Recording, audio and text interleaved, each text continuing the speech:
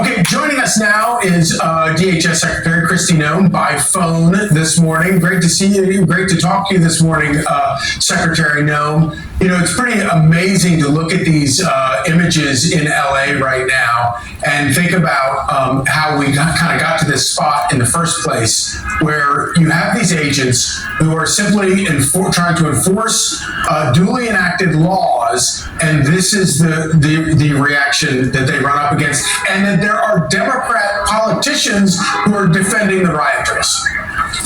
Yeah, let me be clear, Charlie. We're in this spot because of those Democrat politicians, Yep. because of Tim Walz, because of Karen Bass, because of Gavin Newsom.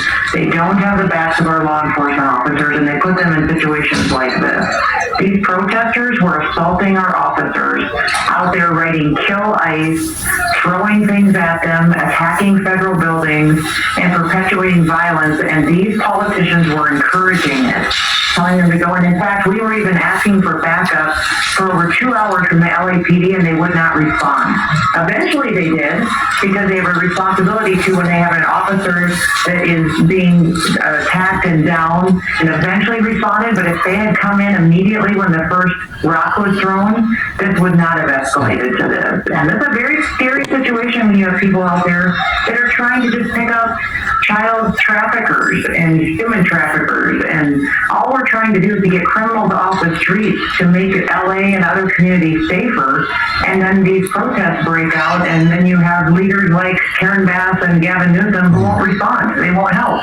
Well, and Secretary Noem, on that note, I mean, you would think that Democrat leaders would see this and be like, this is wrong. We need to condemn it. We need to condemn what is happening. But as you pointed out, I want to get to this quote from Mayor Karen Bass of California. She says, "We're going to fight for all Angelenos, regardless of when they got here, whether they have papers or not. We are a city of immigrants, and this impacts hundreds of thousands of Angelenos." Also, Governor Gavin Newsom.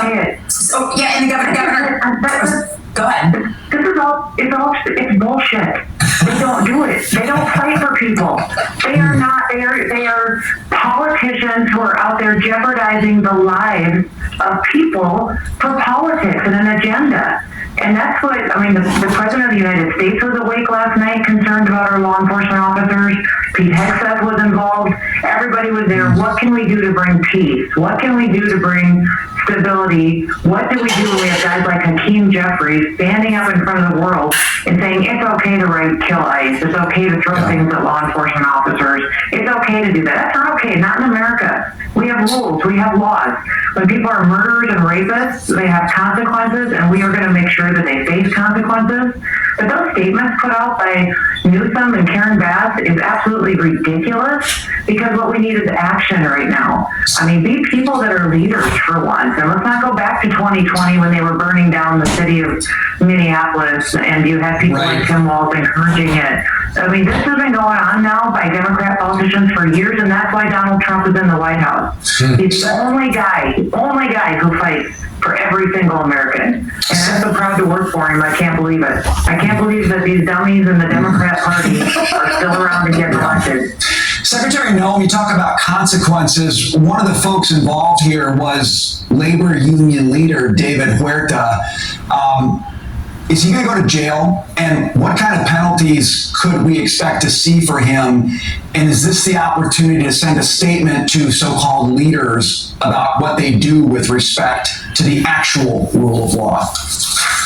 You know, I don't know what the prosecution will be like, because obviously we've got judges out there that are weaponizing the judicial system as well. But yes, I believe that we will press charges against everybody that has broken a law last night, and we should do that. And we'll continue to do our ICE operations. We'll continue to make sure everybody in this country has the law equally applied to them.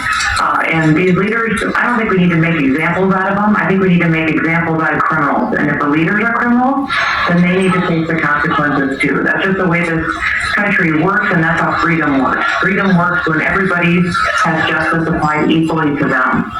So speaking of enforcing the law, Kilmar Abrego Garcia has been returned to the United States to face criminal charges for trafficking illegal immigrants into the U.S. after Democrats hailed him as a hero. You know, it really is kind of amazing when you look at those images that we're watching from L.A. and then you think about this guy who has now been charged with human trafficking involving, including children. I can't help but look at all of it through the lens of politics.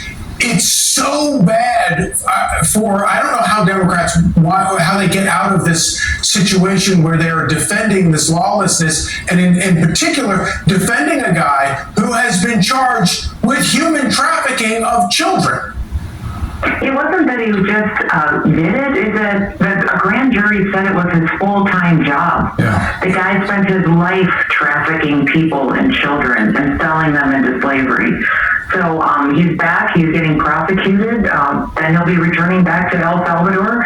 But the fact that we have Democrat politicians and Van Hollen down there defending him and standing beside him, buying him margaritas, when this guy trafficked children for a living and did it as his full-time job, it's just, it shouldn't be shocking. It still is shocking to me that we have people like this that go so far out on a limb just to be a big friggin' deal in a political arena where they think that actually works. It doesn't work. It's not going to work anymore. The American people. Why? But, Secretary, you look at that. You look at the defense of this guy, even going to El Salvador, a couple of politicians. Why? Why are they doubling down on protecting this illegal immigrant involved with so many horrific things? Why? You know, I had this conversation with Van Hollen in committee, and he couldn't defend himself. He couldn't defend himself. He kept saying, oh, you didn't give him judicial process. You didn't give him the right to have due process. Absolutely, we did. And you went down there anyways and went down there and stood beside someone who's a wife beater, a human trafficker, and said that you support that guy. I said, when's the last time you did that for one of your constituents, one of the people who live in your state and actually need your help? When's the last time you fought that hard for those individuals? Instead, because you thought it was political and it would work for you, you went and stood by a criminal, a guy who has abused children his entire life. So I guess the more we educate the American public on what these Democrats are doing, the more they realize they just abandoned this country. Last night they were burning American flags in the streets in L.A., and the leaders in LA let that happen. They were taking American flags and lighting them on fire. Those are not people who love America and people who want justice for everybody. Those are people who are trying to perpetuate violence to promote an agenda. And I saw this in 2020 all across this country where they use fear to control people. And that's what Democrats are doing. They're trying to use fear to control people, and our law enforcement officers, every day when they go to work, they're concerned about losing their lives, and their moms and children and wives are worried about losing their family members, and it's not right. So in fact, we have a president that's in the White House that's going to make sure that this isn't going to go on. Every single person that throws a rock or a bottle where we have jurisdiction, they're going to get arrested. They just are. Every single weapon assault, anytime you write something like kill ICE, you are going to be prosecuted to the fullest extent that we have the ability to do that and bring consequences down.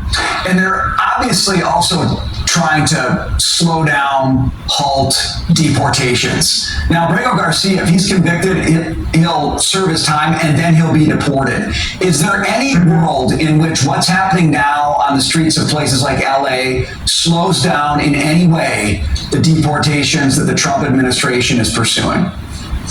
What they're trying to do, they're trying to slow us down and scare people and officers from doing their jobs, and they're trying to use the judicial courts, ones that they think are more friendly or activist, to slow us down from being able to do the job that the American people want us to do. We're going to do things right. We're going to run our cases, make sure that everybody is afforded the ability that they have to go through a legal process, but we're going to get them out of this country because Joe Biden allowed an invasion to happen of dangerous criminals, and the laws in this country matter. All we are doing is enforcing the law. If these protesters want the laws to change, go talk to your senator, go talk to your congressman, because we are following the law. If you want the law to change, go talk to Congress, and they should change the law. Don't be throwing rocks and bottles and attacking and punching officers that are just upholding the laws that are in this country and have been here for years. That's well said. That's how democracy actually works as opposed to a tyranny. Secretary Noem, thanks for being with us this morning. We appreciate your time. Great to talk to you. Thank you, guys. I appreciate it. Thanks so much. Bye.